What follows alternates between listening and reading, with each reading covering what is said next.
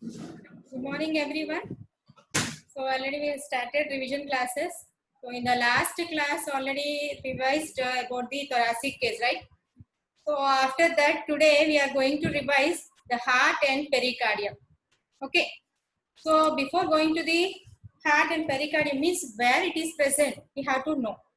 So in the last class, the thoracic cavity is completed. So in the thoracic cavity where the heart is present.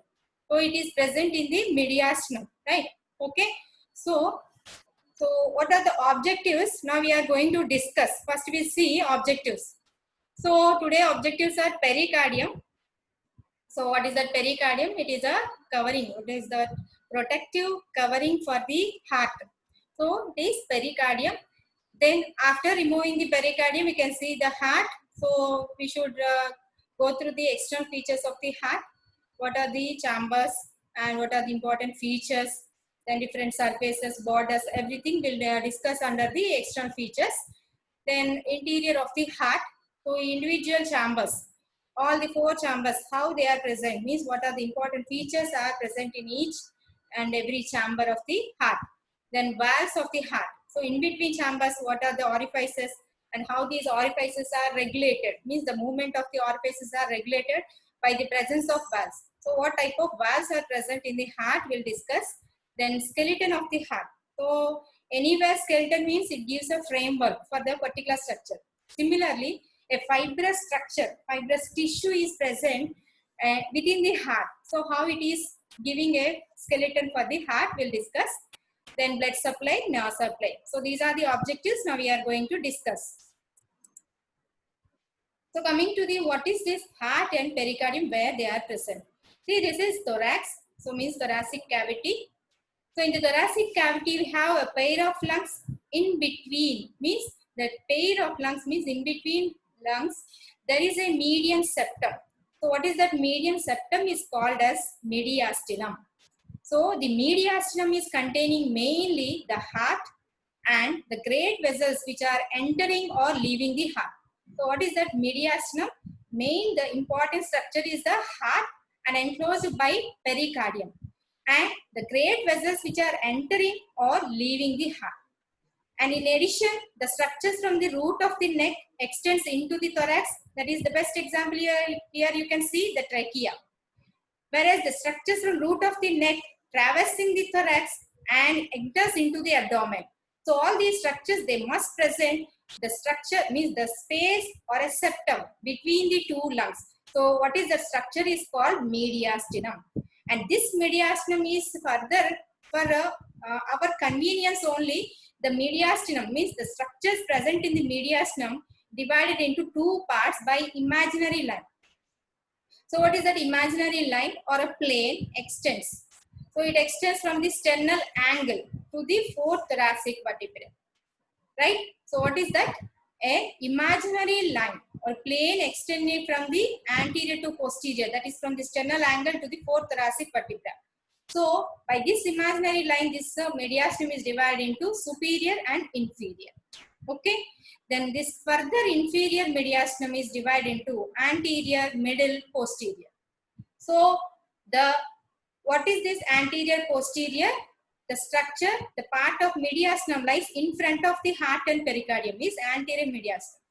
The part of mediastinum is inferior mediastinum. Behind the heart and pericardium is posterior mediastinum. So now we are going to see what are the structures present in this middle mediastinum. So middle mediastinum is nothing but is consisting of heart and surrounded or enclosed by pericardium. Okay. So what is this? Heart is a conical muscular organ. It's a blood vessel only. Okay. So conical muscular organ, a special muscle is present within the wall of the heart. That is cardiac muscle. And the entire heart is enclosed in the pericardium. So what are the parts of the pericardium? We'll see in the next slide. So pericardium is a fibroserous sac. Usually the sac means the sac or a protective sac which is enclosed the lungs is nothing but pleura, and in the abdomen also there is a peritoneum. So what are these two sacs?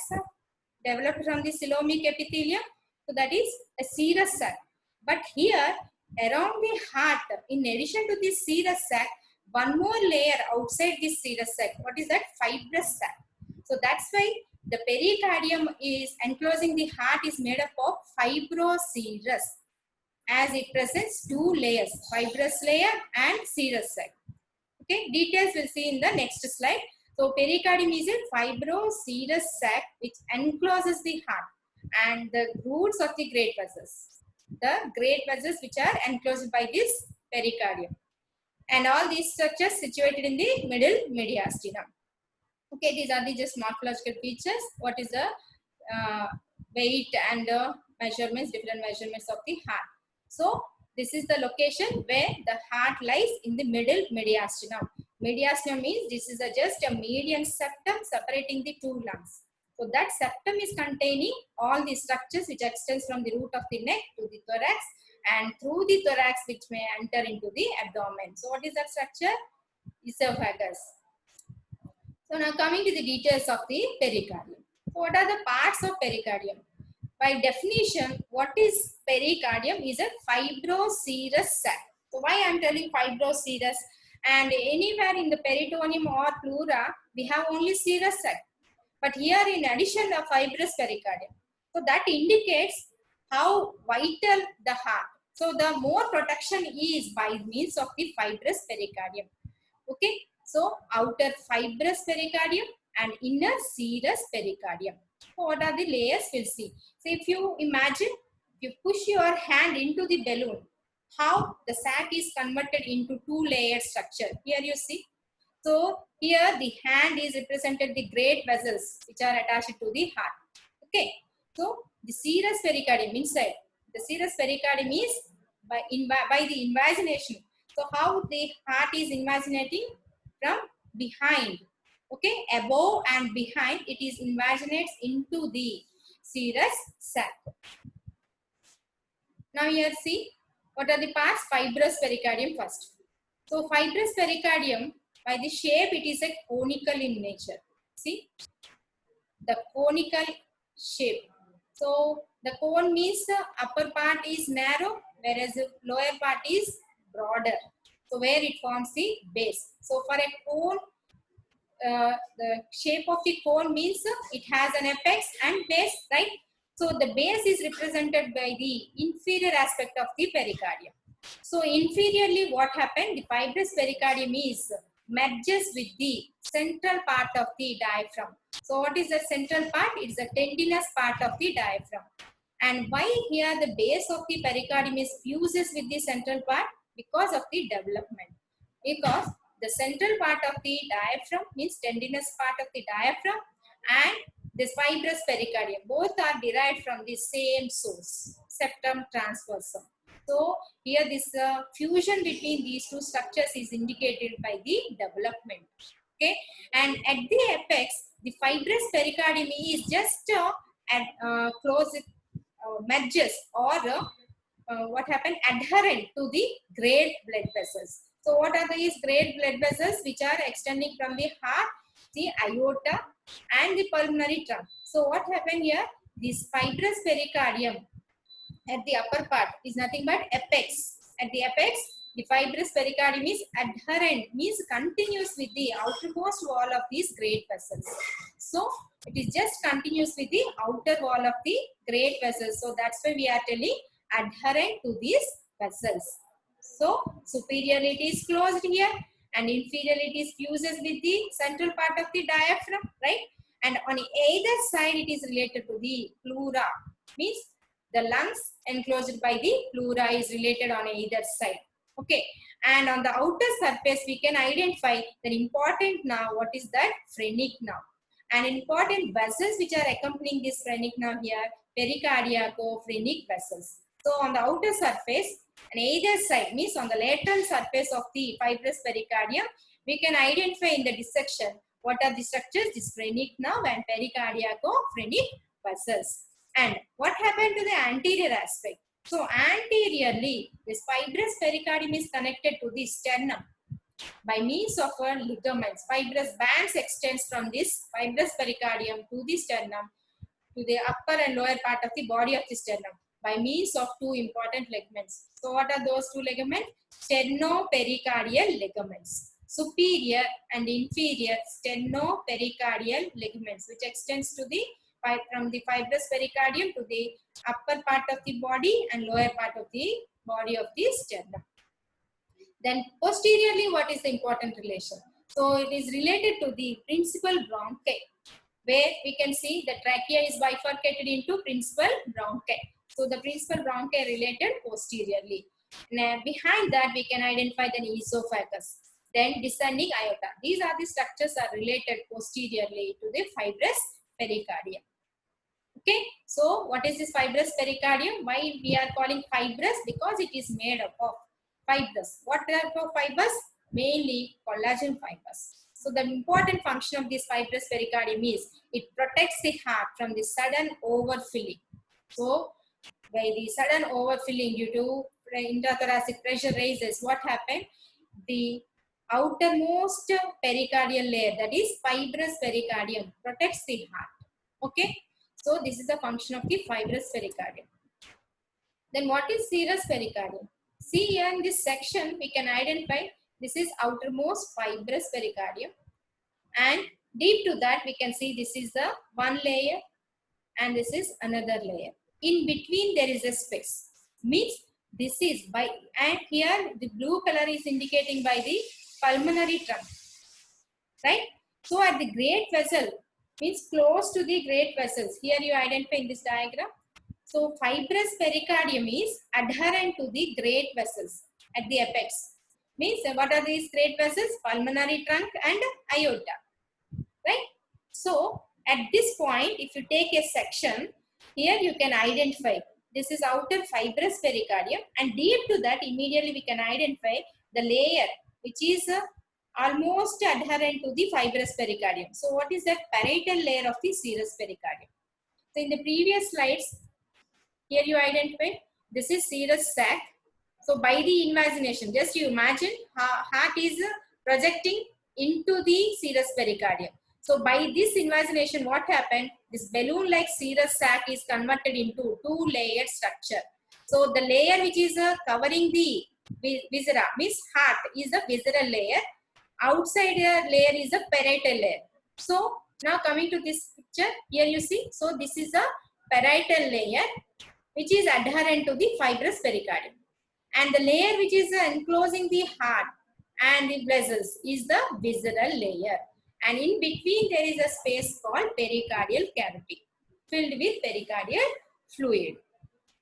Okay, so serous layer, serous pericardium is a thin and it is made up of mainly elastic tissue. So it is thin and elastic tissue. So it gives a smooth movements of the heart.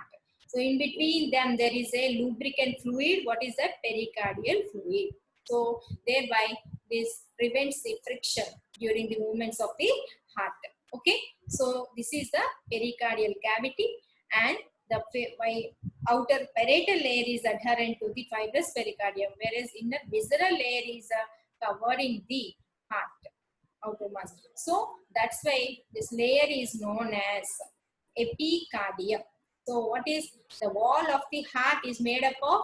Innermost is the endocardium and the middle is myocardium, and the outer layer is the epicardium. So what is this epicardium is derived from the visceral layer of the serous pericardium. So this is the structure of the heart wall. Then what are these sinuses of pericardium? So as it is enclosing this heart, what happened? This serous pericardium is enclosing the great vessels. Here you see, so all these great vessels. So primitive heart is a tubular in nature. So during development, embryonic development, it is folded. So it has two ends, arterial end and venous end. So around these two ends, the serous pericardium forms a sheath, tubular sheath. So a arterial sheath around the ascending aorta and pulmonary trunk, whereas venous sheath is surrounding the superior and inferior vena cava and encloses the all four pulmonary veins. Okay, superior and inferior pulmonary veins. So we have a space between this arterial sheath and venous sheath. So what is that space is called transverse sinus. And among these all 6 veins, altogether how many veins? Superior vena cava, inferior vena cava and 4 pulmonary veins. So among these 6 veins, the serous pericardium enclosing as a sheath, and here it forms a inverted J shape. Have you appreciated this inverted J? See, inverted J. Vertical limb is formed by the inferior vena cava, and these are 2 pulmonary veins on the right side, then superior vena cava. Then other limb is formed by the left pulmonary veins. So among these 6 veins, there is a space which is known as oblique sinus. So what are these sinuses of the pericardium? The sinuses of the pericardium is a space between the enclosure, means the serous pericardium is forming 2 tubular sheaths. So what are the 2 tubular sheaths? One is around the arterial trunk, arterial end, and one is around the venous end. Okay, so the venous end is enclosing the all 6 veins, including superior inferior vena cava and 4 pulmonary veins. Whereas arterial trunk means it includes the aorta and pulmonary trunk, right? So between these 2 sheaths, we can identify a space which is known as transverse sinus. So if you want to identify in the specimen, so how to feel? So you should place your finger just in front of the superior vena cava and pass your index finger behind the aorta, ascending aorta, and that finger will appreciate on the left side between the, here this is the pulmonary trunk and the left auricle.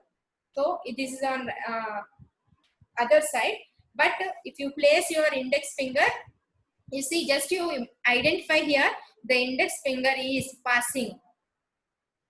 So here you identify the finger lies behind the aorta in front of the superior vena cava. So what is that space? Now it is indicated by the transverse pericardial sinus. So what is this transverse pericardial sinus? Is a space between the 2 vascular sheaths derived from the serous pericardium. Okay, so it may be a 4 marks questions. You have to write what is pericardium, what are the fibrous, what are the 3 layers of pericardium. Fibrous layer, then parietal layer of the serous pericardium, then visceral layer of the serous pericardium. So among these layers, what is that? Here, pericardial cavity means the space between the visceral and parietal layers of the serous pericardium. Why? Because the parietal layer is almost adherent to the fibrous pericardium. So there is no any space between the fibrous pericardium and serous pericardium. The pericardial cavity indicating a space between the serous pericardium. What is that pericardial space? Between the visceral and parietal layers. Okay.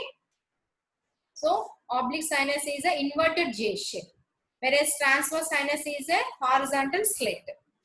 So these are the serous pericardial sinuses. Then what is the arterial supply of pericardium? The pericardium is supplied by internal thoracic artery by giving branches, pericardiophrenic branches, then musculophrenic artery, then descending thoracic aorta. As it descending, it gives off branches to the pericardium. The nerve supply of pericardium. Phrenic nerves are innervating the fibrous and parietal layer of pericardium, because the parietal layer of serous is fuses with the fibrous layer. Both are supplied by the phrenic nerve.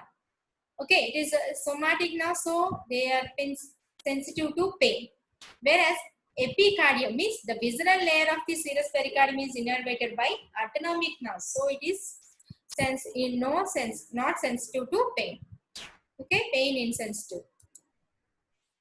Now, what are the contents of the pericardium? So maybe a 2 marks question. So what you will write? Contents of pericardium. What is the meaning of contents of pericardium? So the structures which are present within the fibrous pericardium. So now I will ask question: is the serous pericardium is a content of pericardium? Yes or no? Answer is yes. Why? Because the serous pericardium lies within the fibrous pericardium. That's why if anybody asks contents of pericardium, you have to mention the structures present within the fibrous pericardium. So that's why it includes what are the structures? Heart with cardiac vessels and nerves. Whatever vessels supplying the heart means coronary vessels or veins. Okay, then nerves, the cardiac nerves, all structures.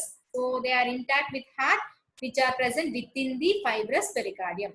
Number 2, ascending aorta. See here, this is the ascending aorta. So after taking origin from the left ventricle, so this is the ascending aorta where it piercing, means where the exactly the fibrous pericardium is fuses with the ascending aorta, right? Then after that we can consider what is the structure called arch of aorta. So arch of aorta is not a content, okay? It is outside the fibrous pericardium. So what is inside? Ascending aorta. So ascending aorta is a content. Then pulmonary trunk. See, this is pulmonary trunk. So after piercing the fibrous pericardium, the pulmonary trunk is divided into right and left branches. So pulmonary trunk also is a content of the pericardium. Then lower half of the superior vena cava. See, this is lower half. So that's why superior vena cava consists of two parts: extrapericardial, intrapericardial. So where it pierces the pericardium, okay? So beyond that level, this is known as. So at what level it pierces? All the important structural variations or structural main important structures are lies at the level of a sternal angle. Okay, so at the level of sternal angle, we can identify most of the important structural points. Okay, it may be bifurcation or piercing or extending outside, means the structural importance we can identify at the important plane, that is the sternal angle. Okay, so lower half of the superior vena cava, this is the content. Then terminal part of inferior vena cava. You see, after piercing the central part of the tendon, means central tendinous part of the diaphragm, it opens into the right atrium. So that terminal part after piercing the diaphragm. Okay, so that is the terminal part of inferior vena cava. Then terminal parts of the pulmonary veins. See, this terminal part of the pulmonary veins where they are enclosed by the serous pericardium. Okay, so all these structures are under come in a contents of the pericardium. So it may be a 2 marks question. So now to the applied importance of the pericardium. Pericardial effusion, pericarditis. See here, this is a normal chest X-ray. We can identify this is a normal heart. But if you compare with the right one, see the left one, see there is a large pericardial effusion. Means what is effusion? The pericardial cavity is filled with fluid, right? See this impression. Then what is a pericarditis? It's an inflammation of the pericardium. The pain. This is an inflamed pericardium, outer part. So pain originates in the parietal pericardium, not in the serous pericardium. Then coming to the external features of the heart. So what are the general features? So heart has an apex and base. It is a roughly conical in shape. So it has an apex and base. Then what are the surfaces and borders? We'll discuss. So coming to the apex. See, this is the most pointed structure which is only found by the left ventricle. And where it is present, apex of the heart, it is present occupying the left fifth intercostal space, just medial to the mid-clavicular plane. Okay. Then opposite to the apex, see next slides. Then what are the surfaces and different borders? The borders are superior border, right border, inferior border, and left border. And the surfaces are sternocostal or anterior surface, inferior or diaphragmatic surface, posterior or vertebral surface, otherwise called base of the heart. And heart means 4 chambers. So on the external aspect, all these 4 chambers are separated by a faint grooves or sulci. So the sulci are grooves are interatrial atrioventricular or interventricular, like that. So what are these? Atrioventricular groove. So atrioventricular groove is a circular one and is also known as coronary sulcus. Why? Because of its shape. It is a coron, means like a crown. It is separating the two atria from two ventricles. So it separates, it is a, and this atrioventricular groove or coronary sulcus in the anterior part is hidden by the presence of two important structures here. Identify, this is pulmonary trunk and ascending aorta. By these two structures, the part of the coronary sulcus is hidden. Okay, rest of the sulcus we can see in the further. Here you identify, see this is a pulmonary trunk and this is ascending aorta. And from the right of this pulmonary trunk, the sulcus extends between the right atrium and right ventricle, which extends up to the means this coronary sulcus extends up to the border where it ends. You see, just in front of the inferior vena cava opening, where it cuts the inferior border of the heart. So the right part of the, again you see, the right part of the atrioventricular sulcus or groove lies, extends from the just right side of the aorta and extends between the right auricle and right ventricle. Then this is the right atrium chamber proper and this is right ventricle. Then this extends up to the inferior border where it cuts the inferior border. So this is the atrioventricular groove.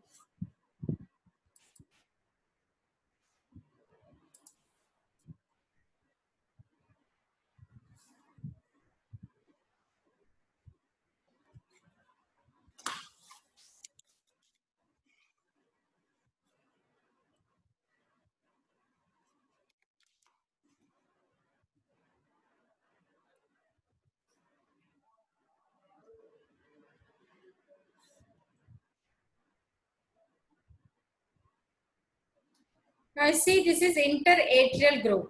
Interatrial means, as the name indicates, in between two atria. So here the right atrium is indicated by the superior and inferior vena cava orifices. Got it? And the left atrium is indicated by the entry of these four vessels. So what are these structures? Four pulmonary veins. Here you identify left side 2, right side 2.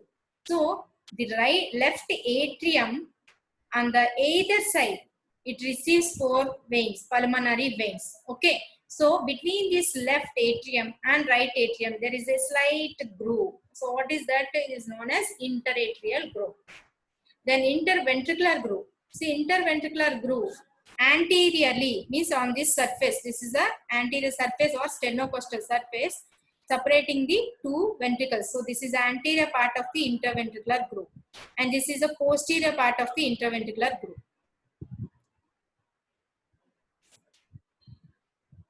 Now coming to the apex of the heart.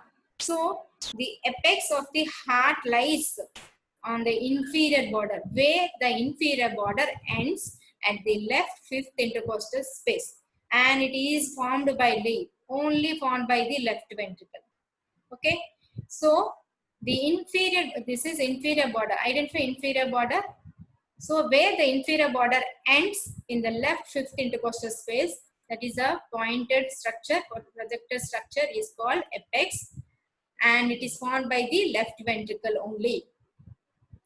Here at the apex, you see it is overlapped by the left lung. Here it is overlapped by the left lung, and in the living subjects, see, pulsations may be seen and felt over this region. This is an importance, apex.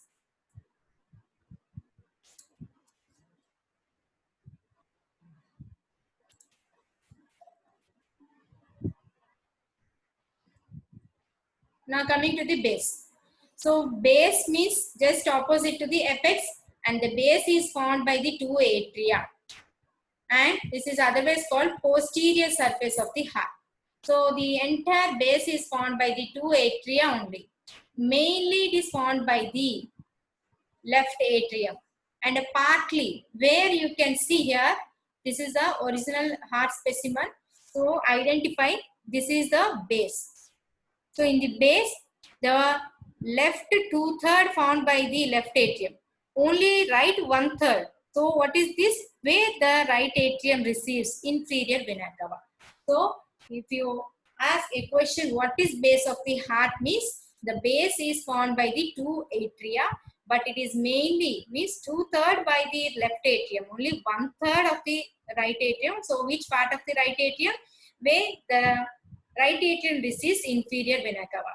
So this is about the base. Okay, and in lying posture means in recumbent position, it is related to T5 to T8. Whereas in erect posture, it extends somewhat one vertebral level down. Okay, so this is the base of the heart, where it receives the four pulmonary veins, right, left atrium, and this is the inferior vena cava received by the right atrium, opens into the right atrium. Then what are the borders of the heart? See, the borders of the heart are upper border, inferior, right and left border. So what is the upper border or superior border? So the superior border is represented by the two atria, but it is hidden by this pulmonary trunk and ascending aorta. So most of the superior border is hidden. Okay, and this superior border on the surface anatomy. So how can you locate this superior border on the surface? If you draw a line from the left side, the second, okay, the third costal cartilage means space, not cartilage, space, to the right side, same space but lower part. What is that? If you draw a line from the left to right, on the left side 1 or 2 centimeters just away from the sternum, margin of the sternum, on the upper part of the third space, whereas on the right side it is coinciding the lower part of the third intercostal space, just on the side of the sternum. This is representing the superior border, but on the surface of the heart you can't appreciate. Why? Because it is hidden by these two structures, pulmonary trunk and ascending aorta. Whereas what is the right border? So the right border extends from the if you draw a imaginary line between the superior vena cava orifice and inferior vena cava orifice, like this. So what is that? Between the superior vena cava orifice and inferior vena cava orifice, that represents the right border. And inferior border is concave and it extends from the lower end of the right border to the apex. So here the apex is formed, inferior border is formed by the both right and left ventricles.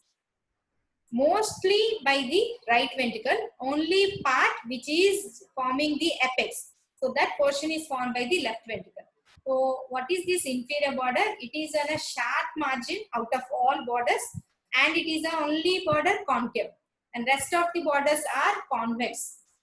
See, on the surface projection, they are the convex borders.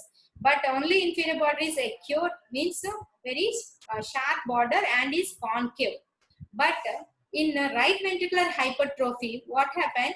This concave border becomes convex. So heart becomes not conical, it is bulbous. So if you see, by seeing the external features, you can identify whether it is normal heart or hypertrophy is there or not. So how can you identify? You must see this inferior border only. So normally inferior border is concave, but in hypertrophy, in the right ventricular hypertrophy, because of the right ventricular hypertrophy, this is the reason. See, so ventricular pressure increases, left right ventricle. What happened? The right ventricle inferior border is bulging down. So instead of concave border, we can see convex border like this. So heart become bulbous. Okay, so that indicates the heart is hypertrophy, and particularly which chamber is hypertrophy? Right ventricular hypertrophy. Okay. Then what is left border? See, on the surface left border also convex, and this convex border is mainly formed by the left ventricle, and only in the upper part is formed by the left auricle. So the left border is a convex, formed superiorly by the left auricle, and rest is formed by the left ventricle. Okay. Then what are the surfaces? anterior surface, otherwise called sternocostal surface. See, this is a sternocostal surface. So mostly it is formed by the right atrium, and right ventricle, and only part by means of a left ventricle. So most of this triangular area representing the right ventricle. Just the right side, this is a right atrium, and the left side, this is left ventricle. So these three chambers forming the sternocostal surface, as it is just lies behind the sternum and costal cartilages. So it is also known as sternocostal surface. Here you see. And this surface is covered by the lungs. Only the part where the anterior border of the left lung is deviating. So where it is deviating, that portion is not covered by the lung.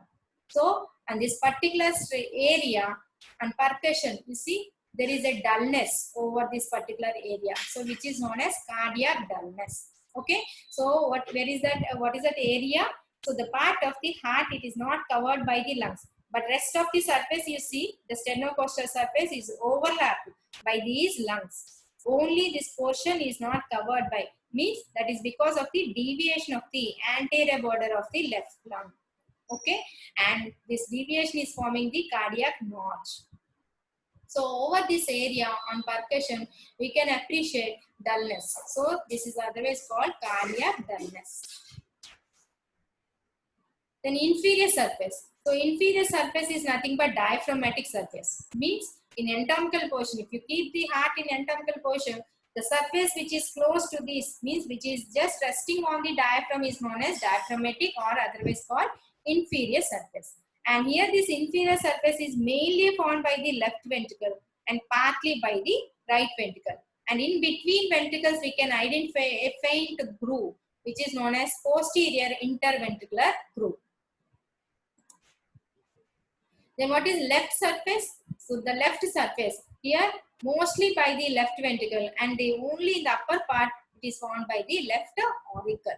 Okay, and it is crossed by the coronary sulcus. So between this left auricle and left ventricle, the sulcus is present. So what is that? Left part of the atrioventricular or groove, otherwise called coronary sulcus. Coming to the right atrium, we'll see all the external features we have seen in the previous slides. Now we are going to see internal features of the individual chambers. So before going to that, what is that individual chambers? So the right atrium is, if you see, vertically elongated, right? Only in the anterosuperior part it is projected. So what is this expanded part is called right auricle, right? And the sulcus terminalis, if you identify the faint sulcus, I'm repeating, what is that? Sulcus terminalis. So a sulcus means a faint sulcus, a groove, small, very faint groove. So that's why it is known as sulcus. So the sulcus present just, if you see, on the right side of the superior and inferior vena cava openings. So this is the sulcus. What is the sulcus terminalis? So this sulcus terminalis extends up to the inferior border. So if you prolong this sulcus terminalis forwards, it is continuous with the inferior border. Okay. And as a note inside, we'll see in the interior. Then inlets of the right atrium. So what are the inlets? The right atrium receives the superior vena cava, and this is inferior vena cava. And just left of the inferior vena cava, we have a coronary sinus opening. Okay, and this anterior wall of the right atrium receives small veins which are known as anterior cardiac veins. So anterior cardiac veins piercing this anterior wall of the right atrium, and the small veins which we cannot see, very small minute veins draining into the right atrium, which are known as Sebacean veins. So these are the inlets of the right atrium. Now coming to the interior of the right atrium. See, the interior broadly divided into three parts. The anterior rough part, posterior smooth part, where it receives the vena cava openings, superior and inferior vena cava openings, and coronary sinus. And in between atria, what is that? Interatrial septum. So what are the three parts? Actually, the chamber is divided into anterior and posterior parts. So anterior rough part, posterior smooth part. And in between atria, what is that? Interatrial septum. So in the interior, we can identify these are the structure.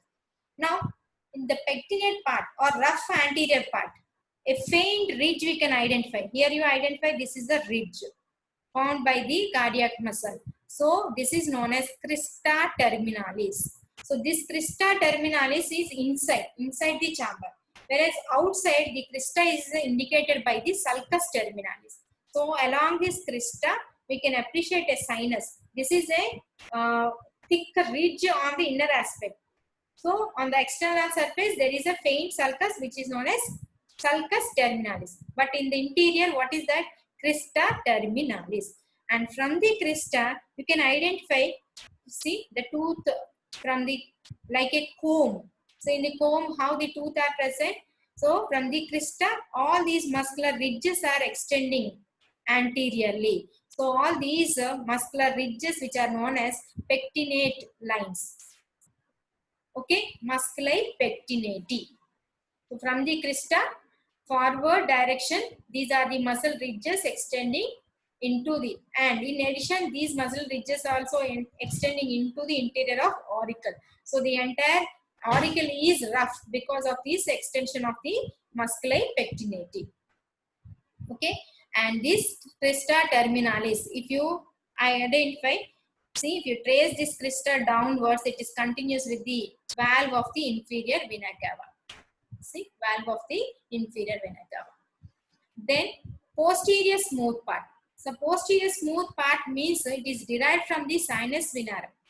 So as it is developed from the sinus venosus, the means what are the structures which are opening here? As you know, the superior and inferior vena caval openings. Okay, then these openings are guarded by valves. There is no any valve for the superior vena cava, but inferior vena caval opening is guarded by a valve which is known as Eustachian valve. And just left side of the inferior vena caval opening, there is a coronary sinus, opening of the coronary sinus, and it is guarded by a valve which is known as Sebacean valve. And in the interatrial septum, what are the features you can identify? You see, there is a depression. It is guarded by an elevated margin. So, it is limited. See, this is the anterior, superior and posterior like this. So, which is known as limbus fossa ovalis. So, within this limbus fossa ovalis, there is a depression which is known as oval fossa, or otherwise called fossa ovalis. So, what is this fossa ovalis and what is this limbus fossa ovalis? So, in the intra-embryonic life, means during development, the septa which appears here, septum secundum and septum primum. Okay, so between this septum secundum and primum, there is a slit. Why there is a slit? Because in fetal life, whatever blood is extending from the inferior vena cava into the right atrium, it is directing towards the fossa ovalis. You see, this is a fossa ovalis.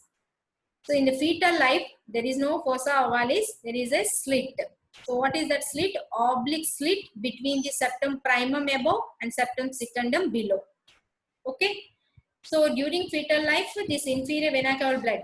So whatever blood from the fetus, and in addition oxygenated blood from the placenta also extending and is directing towards the left atrium. Okay. Then it extends into the aorta. But here you see, in the after birth, what happened? Due to left atrial pressure increases, means once the lungs are activated, pulmonary circulation is established, what happened? Left atrium pressure is increases. So by the increase in pressure, left atrial pressure, what happened? The septum primum is forced towards the septum secundum. So what happened? The slit is closed, and the septum secundum primum is closest with the or adherent to the septum secundum. So there is a closure of this foramen ovale. So that represents the fossa ovalis in adults. So in the interatrial septum, we shall find out this fossa ovalis and limbus fossa ovalis. Okay, so this margin is indicated by the septum secundum. Then right ventricle. See the right ventricle. it is thin than the left ventricle. So the thickness means the wall of the ventricle thickness is because of the how much of work is done by that particular ventricle.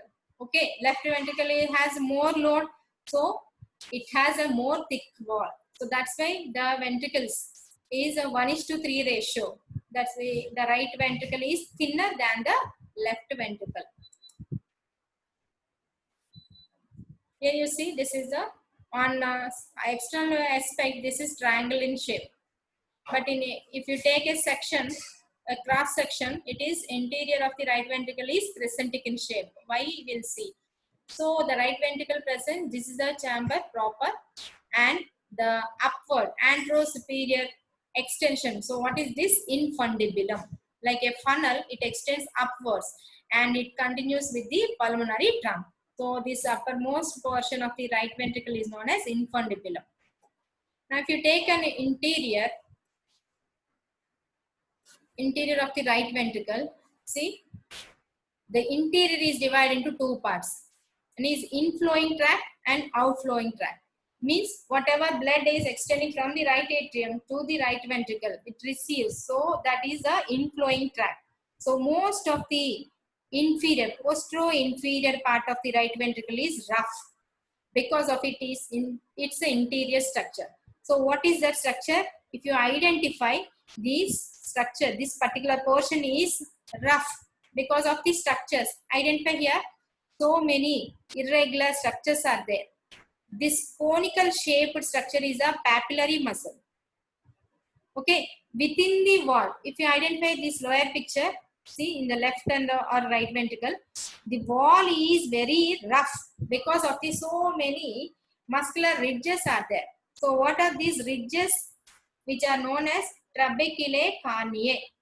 So the cardiac muscle is elevated, means forms ridges on the wall of the anterior wall, inferior wall, posterior. So most of the right ventricle is very rough because of the muscular ridges. And these ridges are extending within the wall, so which are known as ridges. Or maybe from one wall to another wall, means from anterior wall to inferior wall. Right? From septum to anterior wall, like that. So between adjacent walls, they are forming the bridges. Whereas within the same wall, they are forming the ridges. Whatever it may be, what are these structures? Mainly rough portion is formed by the muscles. So these ridges are known as trabecular carneae. Okay.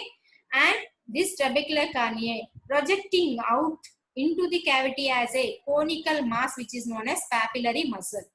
And these papillary muscles are connected to the leaflets. Here you identify leaflets. So what is this communication between the papillary muscle and leaflets? Cauda tendinae.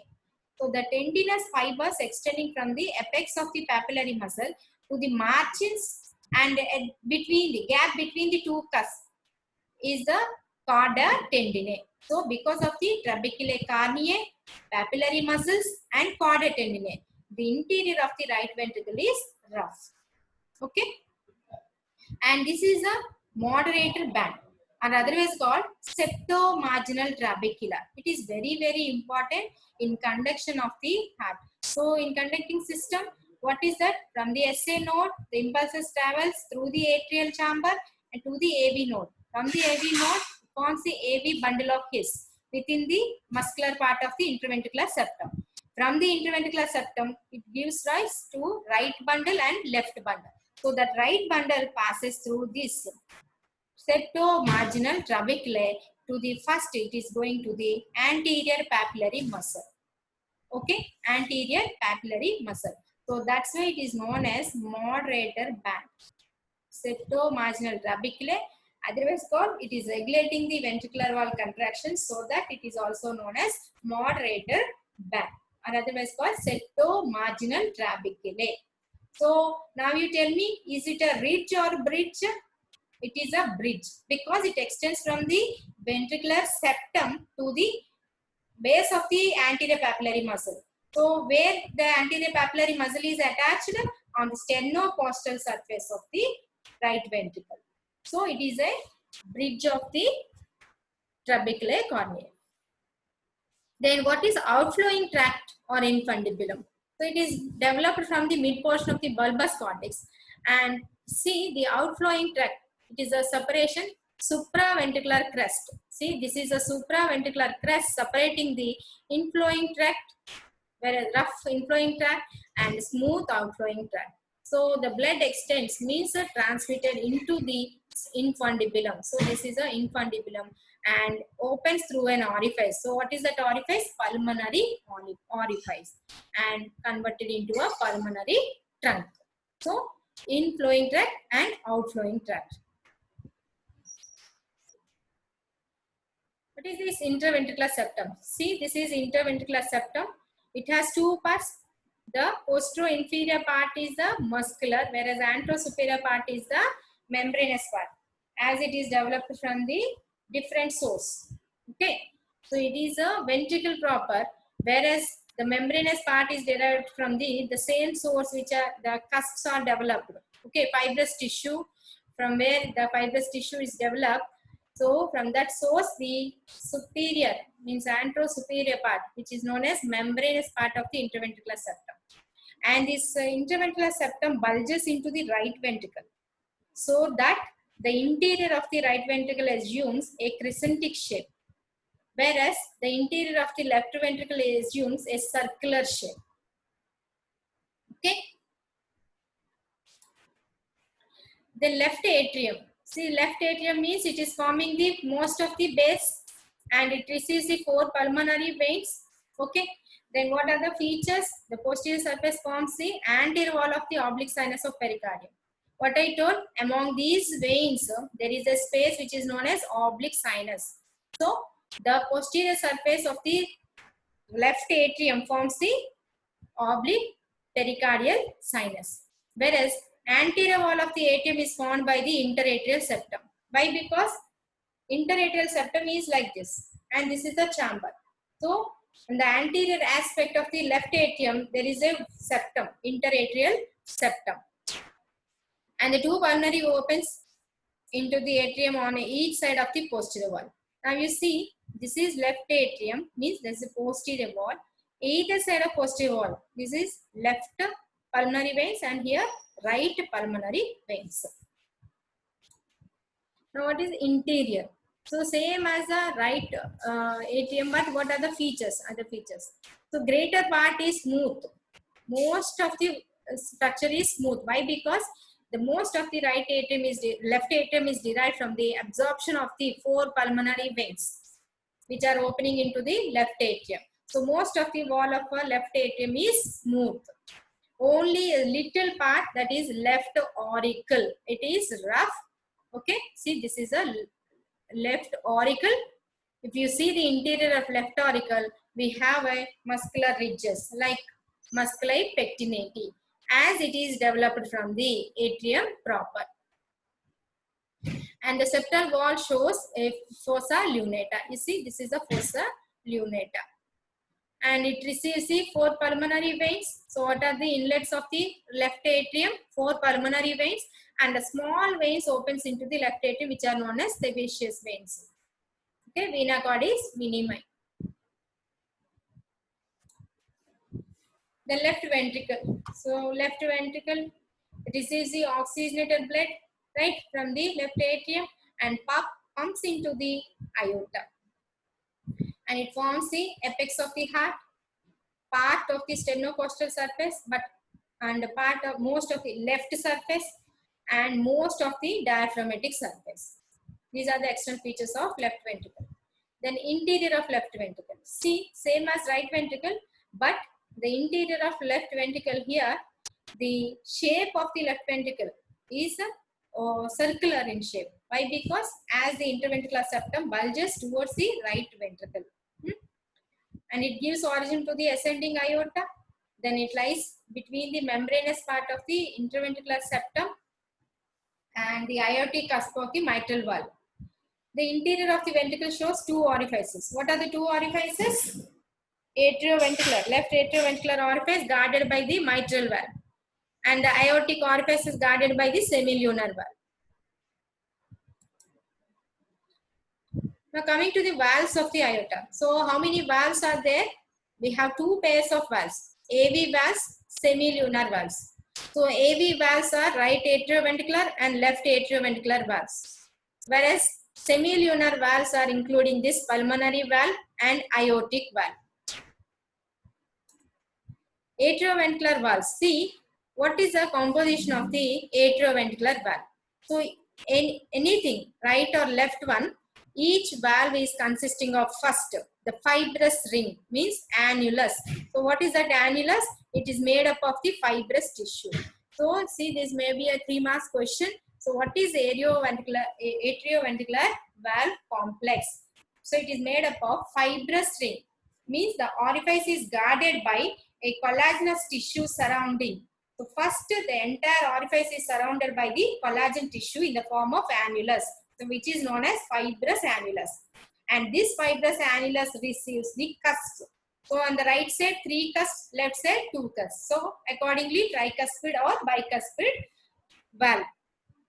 And each cusp receives the chorda tendineae from the papillary muscles. So on the right side, how many papillary muscles? 3 papillary muscles. Anterior or sternocostal, inferior or diaphragmatic, means not inferior, posterior one. And septal. Septal means from the interventricular septum. So we have 3 papillary muscles, and 3 papillary muscles are connected to the 3 cusps by means of the chorda tendineae. And these valves are closed during the ventricular systole. Then what are the semilunar valves? So we have 2 semilunar valves, pulmonary valve and aortic valve. So each, why they are called as semilunar valves? As their cusps are semilunar in shape, half moon shape. See, each cusp is half moon shape, and each valve has 3 cusps which are attached to the vessel wall. Directly, these cusps are directly attached to the vessel wall. And the cusp forms the small pockets. You see, each cusp form a pocket. So how many pockets? 3 pockets are there. And their mouths are opening away from the ventricle. So the cusp mouth is opening away from the ventricles.